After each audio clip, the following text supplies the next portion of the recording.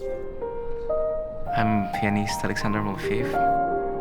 I'm here in Lausanne to play concert tonight. That's basically all I do.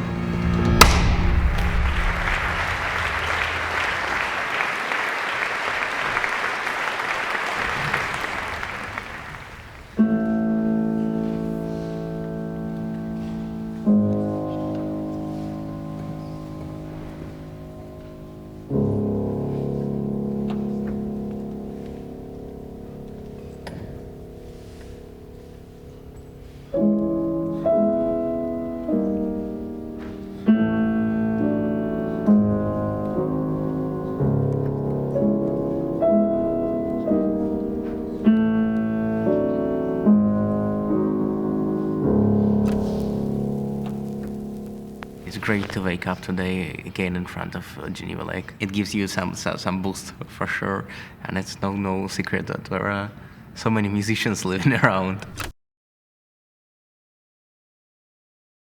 We were talking so many years about this concert, and it's so good to finally be here because it feels nice when a concert is awaited. Well, I mean, it was from both sides. I also really wanted to come here and excited to meet this audience, and we'll see how it goes, but I'm looking forward.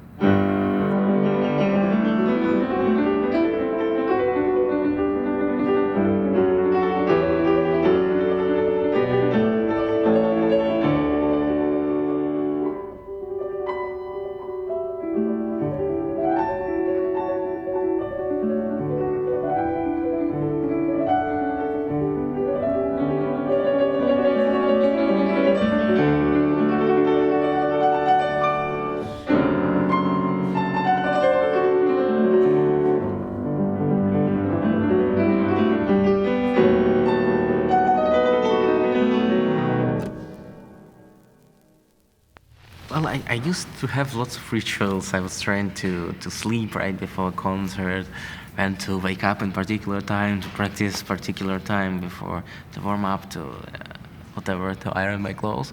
But after some time, especially on recital tours, it's kind of hard to keep a routine. You just learn how to make this click. The second you step on stage, it's just starting by itself, somehow automatically. So I just wake up, I practice usually not the program of the evening, I practice some program of future months. In my experience, it's more helpful to kind of open some new score before a concert and to see some beautiful bar and to get inspired, then to learn some passage in the program you play in the evening.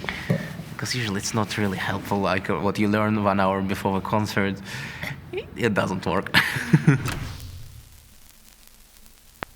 I always felt somehow that apart from Russian culture, Nordic Scandinavian culture has been like the closest to me to Slavic in terms of there is some kind of solitude, inner sadness coming from an inner place, which is always there. I wanted somehow to explore how composers, how musicians deal with this kind of sadness. And there are some examples like Sibelius. I adore Sibelius, his symphonic music, and his piano music is not played at all.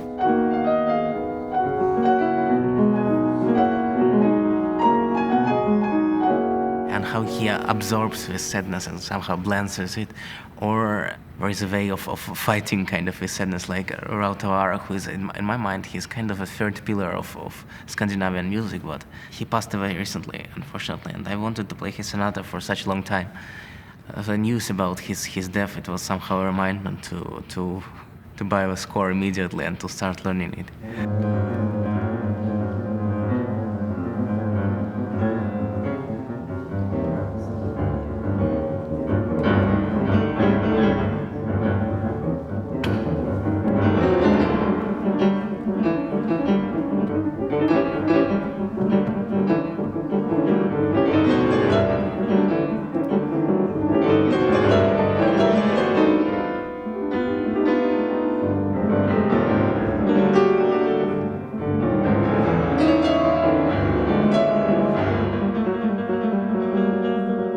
Most of my work is like sitting at home and practicing for hours and hours.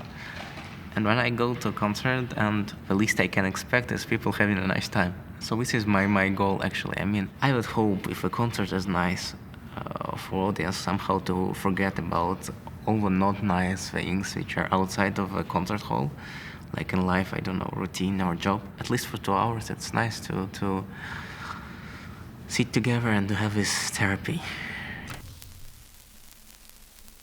I have a conscious wish of moving to different repertoire and as different as possible. Like I'm trying all kind of things, like Baroque or modern or lots of unknown repertoire. I'm trying to explore different ways of program building, of different aftertastes after recitals. I want them to be not similar to each other because it's just weird to concentrate on something particular when you're 24. I'm just trying things, and this kind of intimate setting of today's concert, it's one of the things I try. I played all kind of programs in life, and suddenly I had a thought that maybe it's not really that necessary to play, Hungarian Rhapsody by Liszt at the end and to have an immediate standing ovation. I really like to imagine concert is just like a play or one big symphony. And in these terms, it makes more sense to kind of create some movements in it, to create some kind of plot and some kind of ending, kind of logical ending, not the burning flares at the end, but somehow to build a shape of a concert.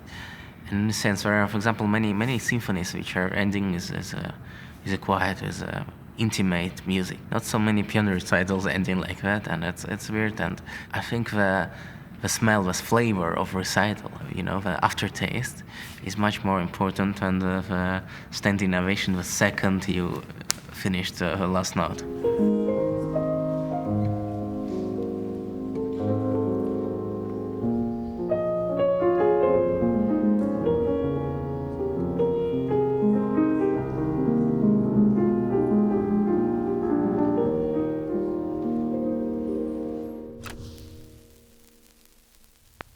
Pianists, they usually start studying at some really bad pianos. I mean, I played my whole childhood Soviet upright piano called Lyrica, which was never tuned. And so you kind of play and imagine in mind how can and we're sounding, and then listening to Horowitz or Michelangelo, like, okay, it can be possibly sounding like that.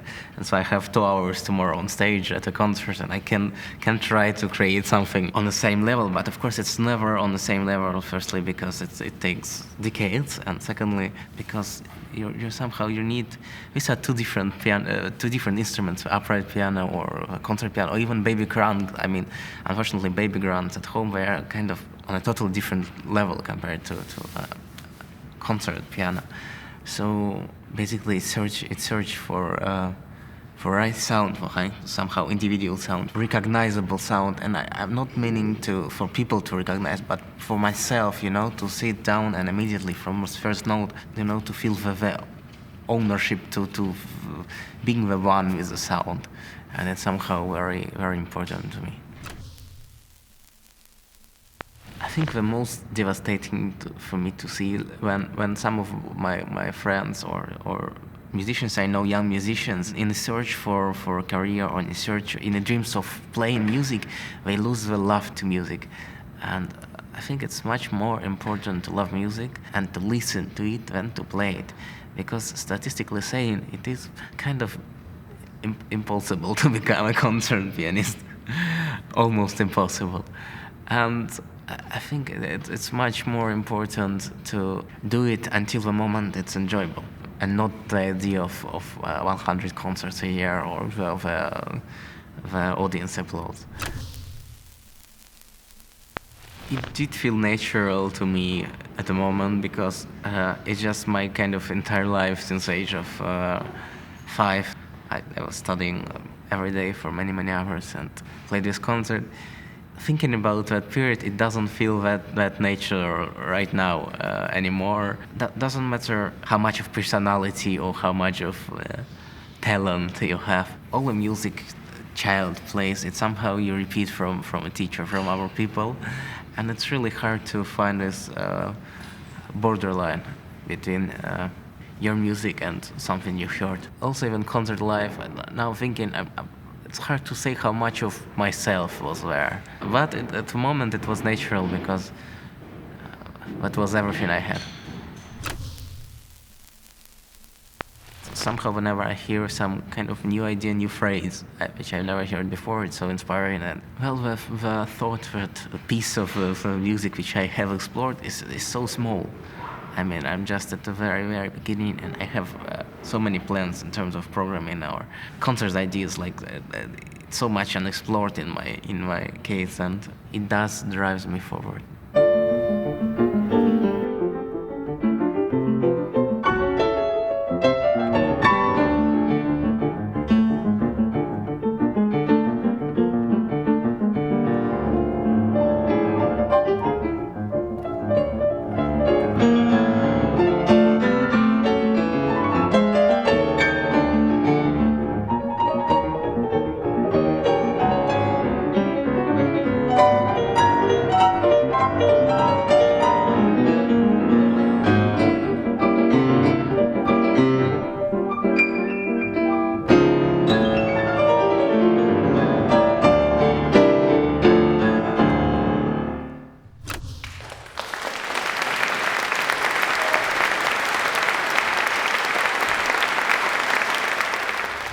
Thank you very much. Thank you.